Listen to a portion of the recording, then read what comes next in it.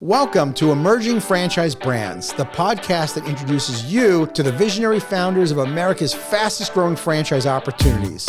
We'll also hear from industry pros as they share insights on what it really takes to achieve the elusive milestone of 100 plus locations.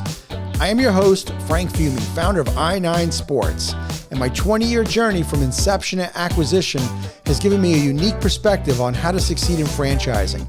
Join me as we welcome today's guest. Hello, everyone, and welcome to the Emerging Franchise Brands podcast. On today's show, I have the co-founder and CEO of K9 Resorts, Jason Parker. Jason, welcome to the show. Thank you. Appreciate you having me on. It's great having you on, Jason. We talked a little bit before the show started, and I would love for you to share with the audience kind of the whole genesis of K9 Resorts. How did this whole thing come to be? Yeah, so my brother Steven and I grew up in Scotch Plains, New Jersey, about an hour west of Manhattan, and we love dogs, and we've always loved dogs, and unfortunately, or maybe fortunately now, our parents were just not dog people. So we tried everything that we could to get around this no dog rule in the household, and ultimately, we started watching our neighbors' dogs when they would travel, and that kind of evolved into a professional pet sitting and dog walking company, which then evolved into us opening the first brick and mortar K9 Resorts facility in 2005, which then, evolved again further into us launching as a franchise in 2011 and opening our first franchise in 2013. Wow. Okay. We got a lot to unpack here. Probably my first question, though, is the parents thing. So parents weren't into dogs. You guys kind of navigated around that. Brilliant, by the way. That was absolutely great.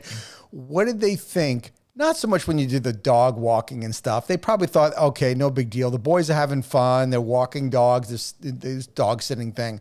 But when you started to really get more serious and open that brick and mortar, like what were they thinking? What did they say to you guys? Well, it all started when my brother graduated high school. He's a little bit older, and he attended this conference for professional dog walkers and pet sitters. And on his return from that conference, my parents pick him up from the airport, and he tells them, I'm dropping out of college and I'm making this dog walking company full time. So naturally, that didn't go over well.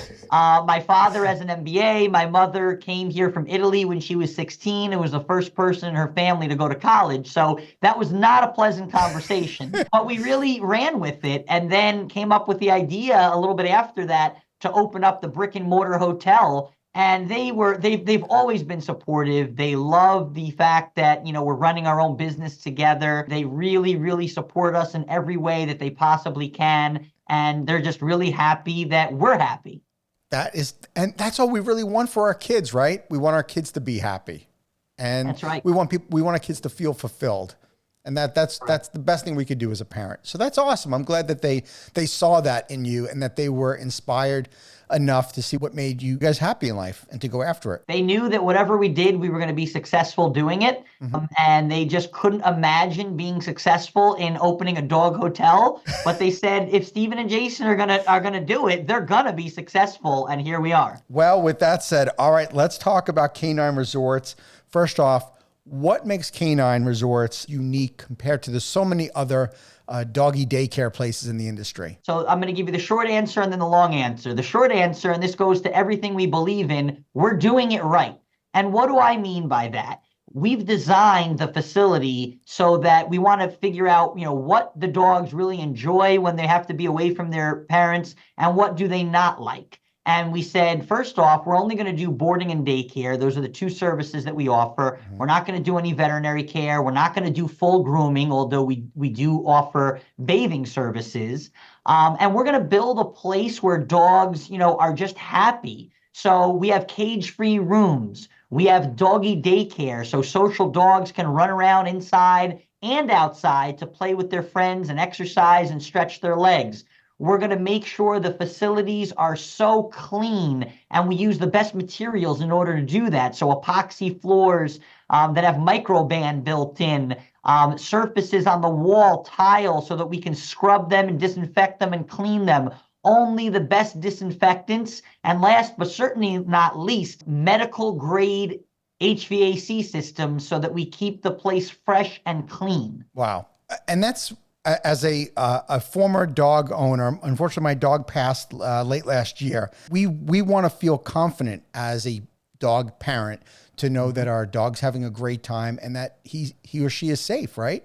Absolutely. 100%. And That's super what clean. our clients want. They want peace of mind. They want to know that if they're going away on vacation, having fun with the family, that their other family member, their dog, is Right. also having fun. You are really in the peace of mind business, not the doggy business. And the health and wellness, right? We want to make Yeah. sure that dogs return home safe, even if they participate in daycare, and healthy. And that's kind of the misconception with a lot of boarding facilities out there. I'm going to drop my dog off. They're not going to be happy. They're going to come home, very upset and or hurt or sick. And it doesn't have to be that way. And we've proved that out with dozens of facilities across the country. Yeah, that's fantastic. Jason, let's talk about the difference between when you guys started out and started franchising. So how long were you operating the business before you started the franchise, the concept? So Canine Resorts was launched in 2005. We launched as a franchise in 11 and opened the first franchise in 13. Okay, so share with us the franchise journey, because you guys were up and running for quite a long time then before you franchised. Yeah, again, we wanted to do it right. So we spent a lot of time perfecting the model, writing out the operations manual, just making sure that we knew everything that we could possibly know before launching as a franchise. We also hired a consultant that was instrumental, SMB Franchise Advisors. And, we really listened to what we needed to know about franchising. And one of the earliest pieces of advice that I'll never forget is the fact that, our Steve Biegelman, the founder of that company, said, you guys, really should only franchise in your state and neighboring states in the beginning, so that your original top, first 10 franchise owners, you can ensure they're successful. You don't want to jump on planes and go across the country. And that was really great advice. So that's what we did in the beginning until we built out a management team to help us franchise and to provide more support. And then we launched and we started franchising across the country in 2016. So we franchised for 5 years and would only award franchises in New York, New Jersey, and Pennsylvania. And that was a strategic move that turned out to be very successful. I think it was great advice by Steve. And I met Steve years and years ago. He's a great guy, and I enjoyed chatting with him. I think that for fellow founders that are listening to this show that are thinking of, just trying to franchise their concept, they're sort of challenged, like whether I do the shotgun approach and I want to, expand throughout the country right away, or if I want to take this regional approach like you guys took. My personal opinion is I think it really comes down to the concept itself. If you're a unique concept to this franchise sector and you want to be first to market, and you feel that pressure where there's only so much runway before people are going to start copying you, you may have to go nationwide quicker. But for a concept like yours, where it's brick and mortar, you want to be able to get there, you want to be able to really have those systems and processes and be able to be close to those franchisees. Your way of doing it, your path was absolutely spot on. I think that was the absolutely right advice. Thank you. Thank you. And I agree with you. And I think that for those people that are going to want to just go all over the country to start, make sure it's your responsibility to make sure that you have enough support on your corporate office to help these individuals, right? If you're going to do that, that's fine. You can do it. But for us, we over support our franchisees, and we really mean that. We have 34 open locations today between our corporate our corporate locations and franchises.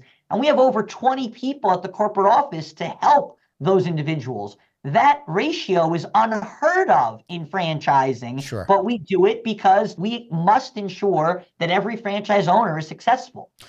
Yes, I think that is fantastic that you guys have done that. The other thing that you guys have done that other franchisors may not have taken that huge step is establishing those company-owned locations, right? So you'll have 7 corporately owned locations. And I understand that your brother Steven, he focuses on the company-owned. You focus on the franchise initiative, which again it's brilliant that you guys are doing that. I think that's a great strategy. Not everybody has that luxury of having a brother or sister that they would want to be in business with, let alone that you guys have figured out on how to navigate that. It's true. It's very true. We're very fortunate. We're very blessed. And we really are the yin and yang to each other. So My brother is, the visionary ideas, always revolutionizing the brand and the business. And I am the more focused, strategic, let's make sure that franchise owners are going to make money before we do that next idea that you have. And we really complement each other so well. Oh my gosh, you do, for the very reason that you're in the right place, being you're the guy on the franchise side and he's on the company owned. So he can come out with all these wild ideas and nobody else is getting hurt by the collateral damage of his ideas. Where you being more strategic and systems and processes, you're really making sure the franchisees are not the guinea pigs. Correct. He's testing everything. So we have great ideas that come from franchisees, Absolutely. directly from franchisees or from the Franchise Advisory Council that we've established years ago. And we always love hearing great ideas and debating what should be the next product or service for Canine. But before we launch that out to the franchise system and spend their dollars, we put our money where our mouth is. We test them at the company-owned locations and then make sure that they're perfect before they go out. Cool. What was life like first becoming a franchisor, since you had been doing it for 7 or 8 years as a company-owned model first? What was life like? It was totally different. And I tell, people who are looking to franchise their business all the time, you are getting out of the daily grind of your business and you're starting an absolutely new business, which is franchising. So you better be ready for that. You better understand it. And you better be, ready to do something totally different. You're not, working with your customers and serving your customers and training your staff at your location. You are training other people on how to do what you do. And it's different. It's something new for me every day. I enjoy it and I enjoy helping other people succeed. How did you find your first dozen franchisees? A variety of different ways. The first franchise owner who came to us was a customer of our dog walking business and of the resort. Wow. And he wanted to get out of corporate America and do something, be in business for himself, but not by himself. So he came to us and opened up the first location. Then we won an award around that same time in New Jersey, our home state, best dog facility, best dog resort in New Jersey by New Jersey Monthly Magazine, a very prestigious publication. And when that article came out, a gentleman came to us who had owned his own business at the time and said, I want to do this. And he did. And he opened up the second location. I can go story and story. The third one's really cool, so we'll end with that. In our hometown of Scotch Plains, New Jersey, we put up a billboard for our consumer business to let people know about, to book their dog in for the summer. And on the bottom, we put franchises available. And a gentleman who lived in our hometown, who is an attorney and was practicing law at the time, I believe just turned 50 and said, why am I practicing law when my passion in life is dogs? And he was coming home one night, past that billboard and said, this is so meant to be. I just had my 50th birthday. I'm doing this. And he bought the franchise, stopped practicing law, and has been operating ever since. I love that. You just never know where people are going to come from when they come to you to be part of your franchise organization. You don't. And it's so interesting. And one thing that I will tell people, because it was really helpful for us, and again, some more advice from Steve Biegelman, he said, you're probably going to get most of your first 10 franchise owners are going to be your customers. Right. So, think of ways to reach out to your customers. And it's true. We held an event at a country club when we launched the franchise, and we invited our customers, said, if you love canine resorts and you want to learn how to own your own canine resorts, come have dinner and drinks on us. And we presented for a couple hours and we sold some franchises from that. Really? So that's something that's very cost effective, not expensive, that people looking to franchise their business can do. And I always recommend that. Yeah. Okay. Well, before we get too far into this interview, I want to talk about the upcoming explosive growth path that you're about to be on, this trajectory. So you mentioned to me before the show started that you've got 28 franchise locations open on top of the 7 company owned, but the number of franchise agreements that are sold and are in development is about 150. That is right. That is right. Wow. Okay. So there are emerging founders that are listening to this. And the first question they're going to say is, How did he do it?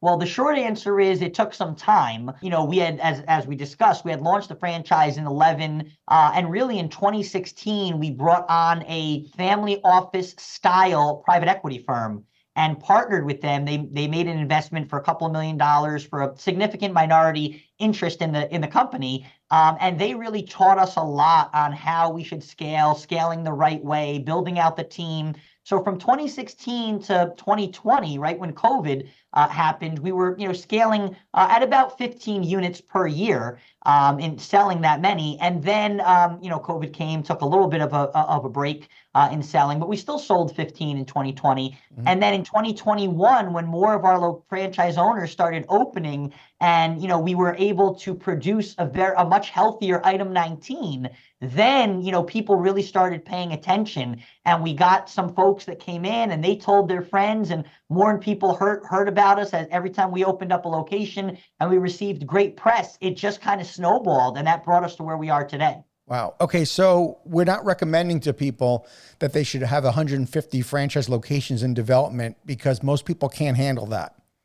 I agree with you. I mean, as we discussed a few minutes Yeah. ago, we've got an organization here of more than 20 people to support that type of growth. And it's always been our philosophy to hire people at the corporate office ahead of your growth. Mhm. That's why we're sitting here comfortably with our corporate office, not worried about that 150, and wanted to mention, because I think it's important, that 150, that's in, under a development schedule, those units will open over the next 5 years. So we sit here today with 34 units open. If you combine company owned and franchise, we will open another 10 to 15 this year in the next Mhm. 6 months. And then we plan and are on schedule to open between 30 and 40 new locations next year. So we'll have close to 100 locations open by the end of 2025. And by then, probably 150 to 200 in development. So it's a great time to be part of Canine Resorts. Yeah. So you're kind of, backfilling the funnel here. And I think it's important that then we really emphasize to people that are listening to this, that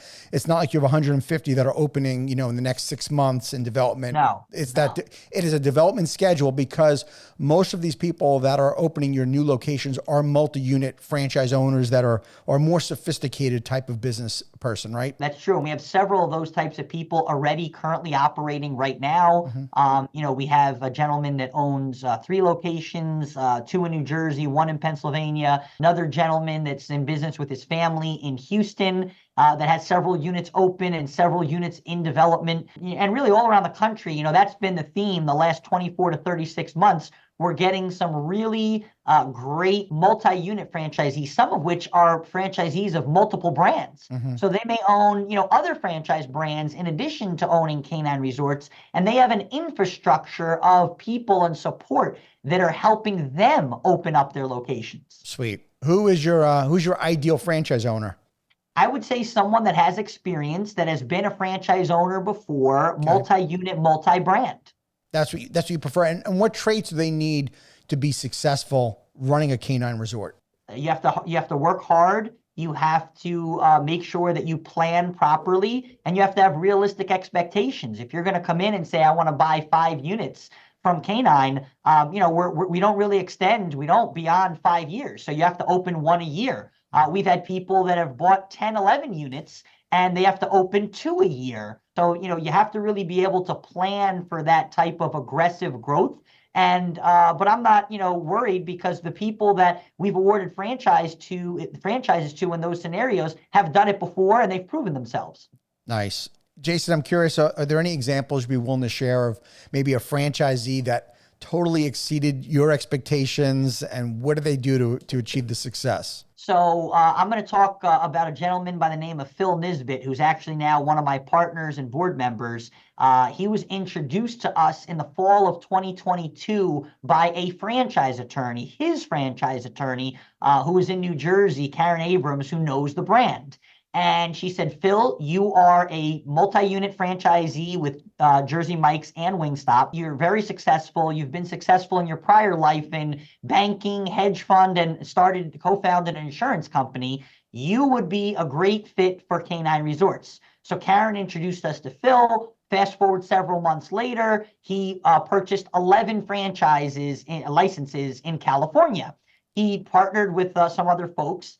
And after he got to know us a little bit better, he then referred other folks to buy some units in Virginia. They bought another 11. He was an investor in that. And then he said, I want to refer my nephew, Zach, who is graduating next year with his MBA from Duke University. And he is a smart guy and wants to open up franchises. So because Phil, is familiar with franchises, and because he wants to be in business for himself and not by himself.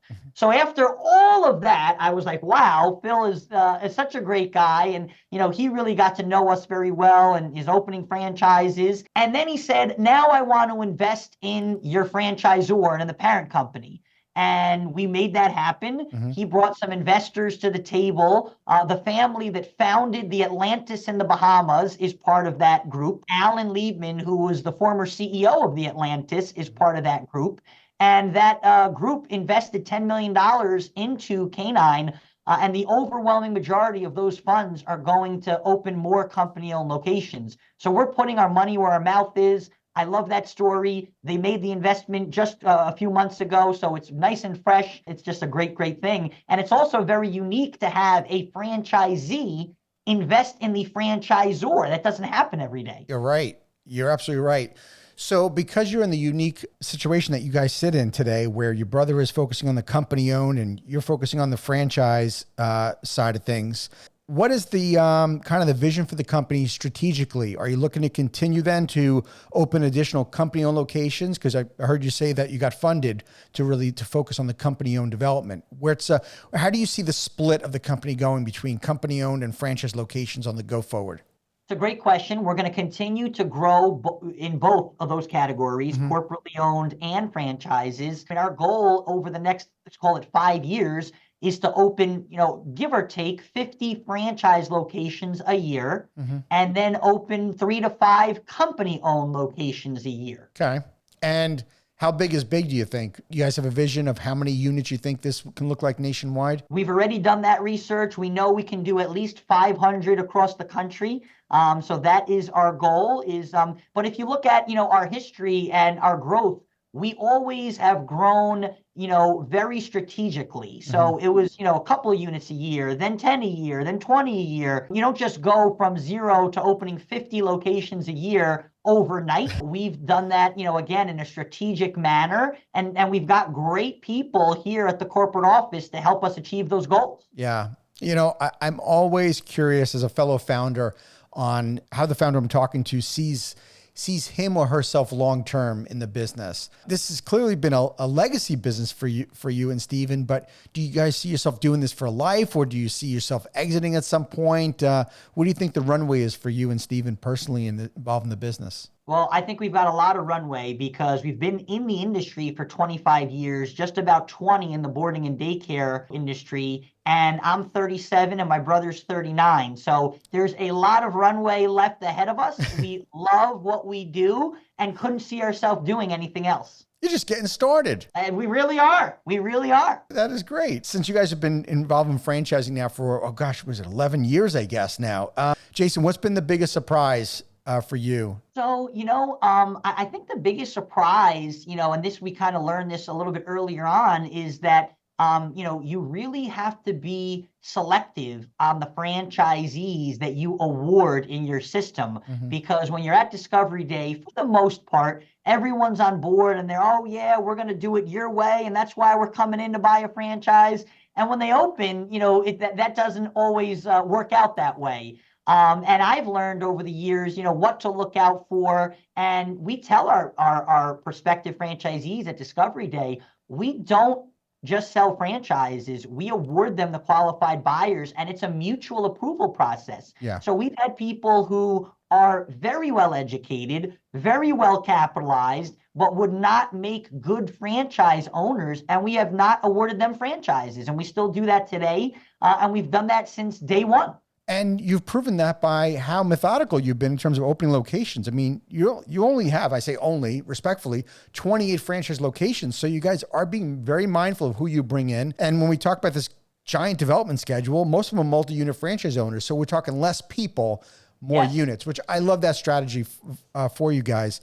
Would you be willing to share with the audience, what are some red flags that you see or that you look for when you're doing a discovery day and, and this person's not it, even though they were on their best behavior up until the time they got to discovery day? Yes. So, I mean, you hear them say things like, well, I love the brand and I love everything you guys are doing, but in my area, I'm going to have to do it a little bit differently. And that's franchising 101. I've been to just about every IFA convention since we started franchising in 2011 until today. I think I only missed one. And they literally teach that at the seminars, franchisees saying, my area is different. I can tell your audience, no, it isn't.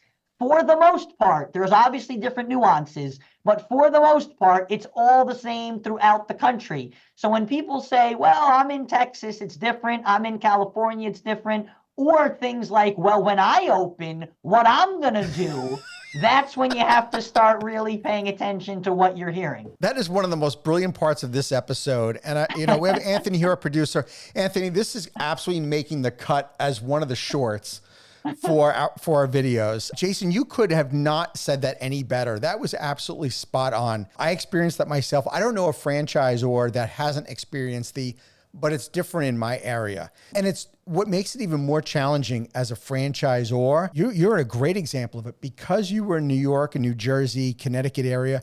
It was very, very similar. It's once you started awarding franchises outside of the tri-state area that it was almost like a creative license for people to say, well, it's different. It's not like New York and New Jersey. And I experienced that being in Florida where people would say, yeah, but in my area, it's different than it is in Florida because they'd say the weather is cold out, or they would say, parents in my area want something different. And unfortunately, what it really took is getting a franchisee in that region of the country to be successful to dispel the myth. Like people made all sorts of wild claims on why opening, in my case, an I-9 Sports franchise was not going to work in Texas. They said in Texas, they want real football. They don't want flag football. It's never going to work. And Texas is the biggest state for flag football for I-9 Sports.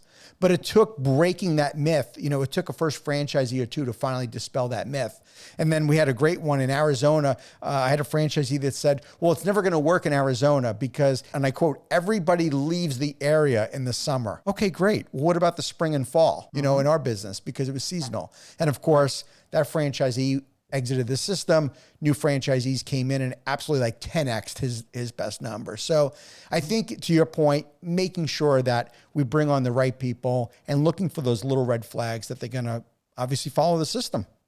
And we've seen that. And I can't stress to you, I mean, you know this, but I want everyone to hear how important it is to follow the system. So some of our earlier franchisees that were more entrepreneurial and wanted to, quote unquote, do it their way, tried to deviate from the system. That's just not acceptable. So we had to educate them. We had to work with them. And ultimately, some of them exited the system. Yeah. And they were stuck at a certain revenue level. And we've literally had other franchisees come in, buy their units, and double revenue in a year. The best thing that I can say, follow the system. It works. Let's give franchisees their due, though. I would love for you to share with the audience a time where they gave input that led to a significant change and improvement to Canine Resorts. Absolutely. As we talked about earlier, we have great ideas that come from franchisees, and I'll give you a specific example.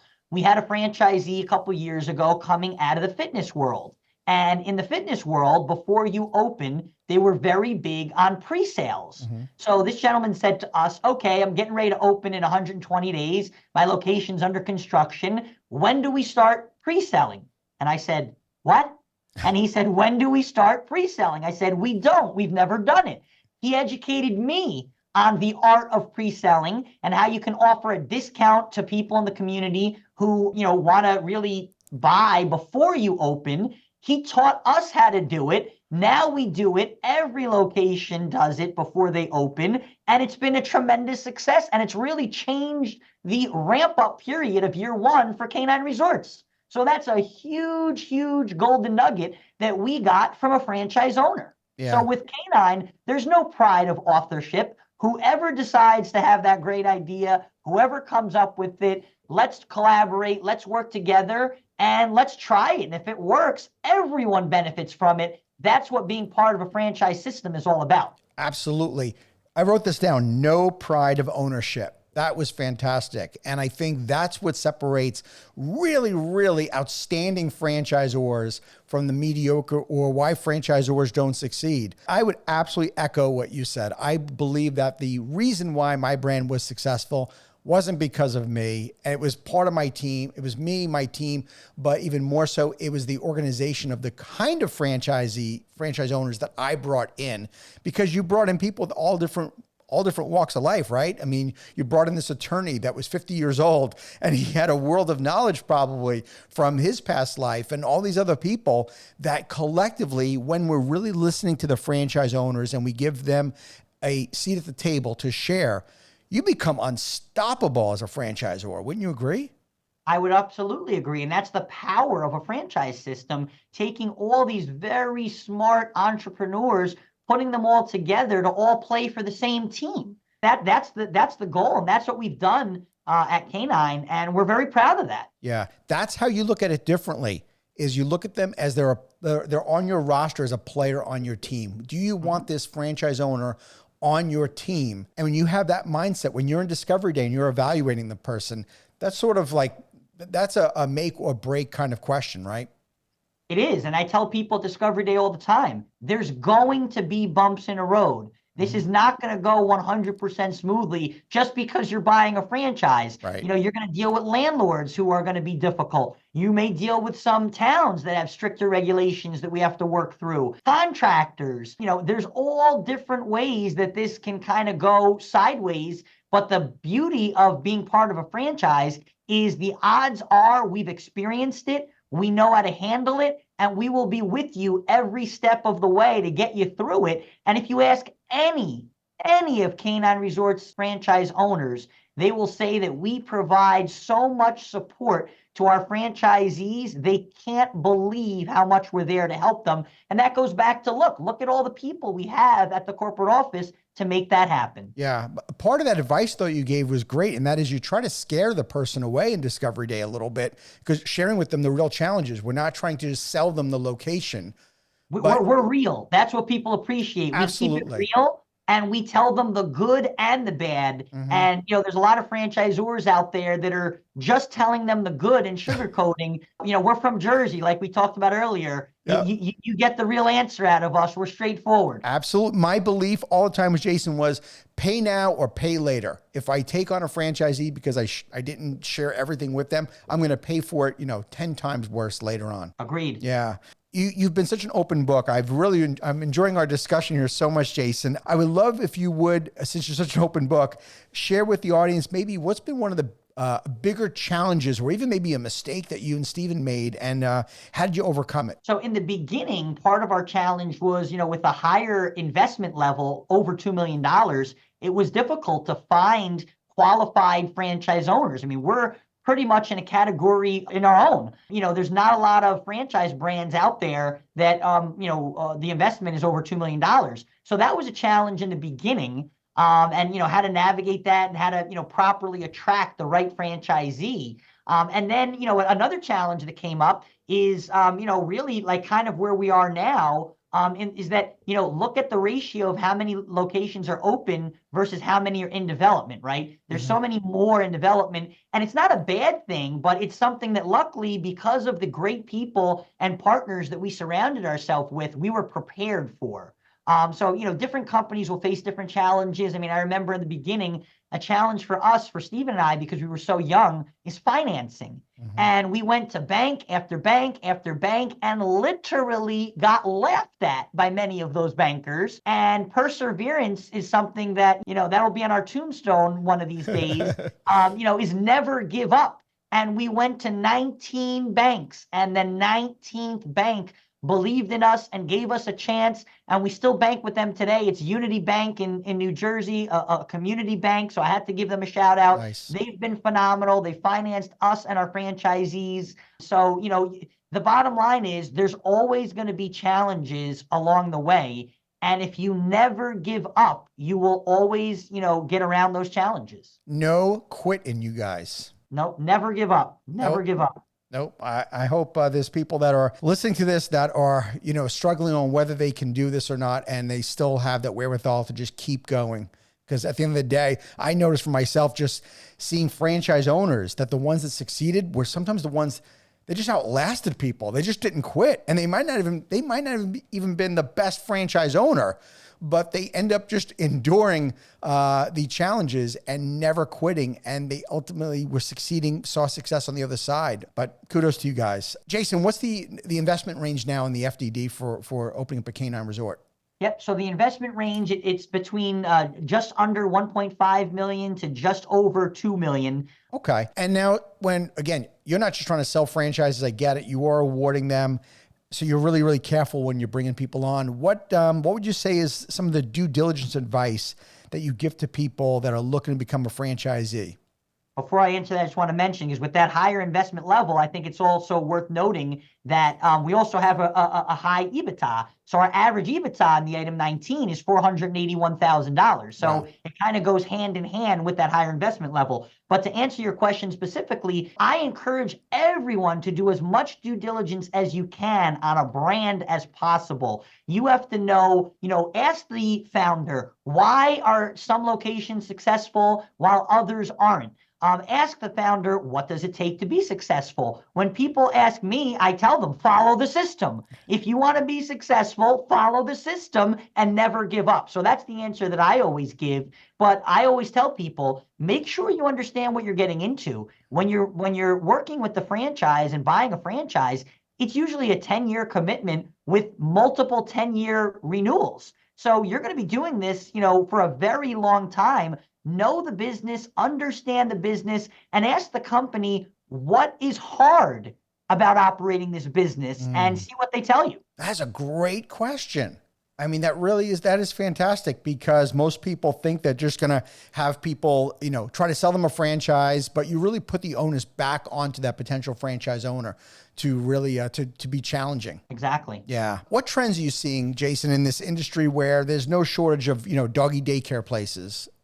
So we're seeing a lot of, brands pop up, a lot of one-offs and a lot of brands, whether it's corporately run or franchised. And, my thing is this. One of the many benefits of buying a canine resort franchise is that the founders are running the company, and founders that have been in the industry for 25 years. I don't think there's another brand out there, whether it's franchised or not, that has founders that each have 25 years experience. Together, we have 50 years of experience. So we're super passionate, as you can probably tell, about what we do. We love the industry. Just be careful. I mean, there's a lot of brands popping up. I don't know, on the surface, it may look like they know a lot about the industry, but do they really? So that's kind of my words of wisdom. That's fantastic. How do you guys stay ahead of the, the competition? There's a landscape there of a lot of competitors, but in terms of the industry, are you guys going to like conferences, or how do you guys remain to be, as I like to say, a student of the industry? So we're always evolving. We're always trying to make the system better. And every time we open a new location, we always learn something. And then we bring that idea or learning back to the office to incorporate it into the entire system so that everybody can benefit from it. If you look at our industry, the pet boarding industry, we have won the IBI Award, which is the most prestigious award in our industry, for 4 out of the last 5 years. So it sounds like we're doing something right, but we're always innovating. We're always making things better, and it's always because we're so passionate and we've been in the industry for such a long time that we've seen a lot, and it really has taught us on how to, really stay at the forefront of the industry. My brother lectures a lot at pet boarding and daycare industry conferences. I've lectured at franchise industry conferences and look to do more of that in the next year. So we're really entrenched in our industries, and we're always learning. Sweet. All right. Well, Jason, if someone was interested in learning more about Canine Resorts and opening a franchise, where would they go? They can go to the letter K, the number 9 resorts.com or the letter K, the number 9 franchise.com to find more about our consumer business and about being a customer there and dropping off their dog, or about looking at a franchise opportunity. Great. All right. Well, look, I always finish every podcast with what I call the tip jar, because as you know, the franchise community is so generous with sharing lots of tips, tricks, strategies. You've definitely done that the last 40 minutes. This has been fantastic. Is there a piece of advice, maybe one more piece of advice you'd give to somebody before they franchise their concept? Yeah, I would say know what you're getting into and put together a very extensive and detailed business plan if you think you have a business that is franchisable. Put a 5-year plan together. Really do your homework to understand what is that going to cost between all the professional fees and the marketing and the employees. I mean, it is franchising is a large investment. Mm-hmm. And I also feel it's a long-term investment. You don't franchise today and become a successful franchisor next year. It is a multi-year process. Jason, that is great advice. Thank you so much for being on the show. This has been fantastic. I wish you and your brother all the continued success with Canine Resorts. Thank you for having me, and I appreciate the time. Thank you for tuning into the Emerging Franchise Brands podcast. For additional insights, guest applications, and to stay connected, visit us at efbpodcast.com. The Emerging Franchise Brands podcast is for entertainment purposes only, and the views expressed do not necessarily represent those of Emerging Franchise Brands, its host Frank Fiume, or Emerging Franchise Group, LLC. Any discussed franchise or investment opportunity requires thorough investigation, obtaining proper disclosure documents, and expert consultation before making any investment decisions. The podcast and its host do not offer professional advice or endorsements, and they hold no responsibility for actions, representations, accuracy, or consequential damages related to the podcast content.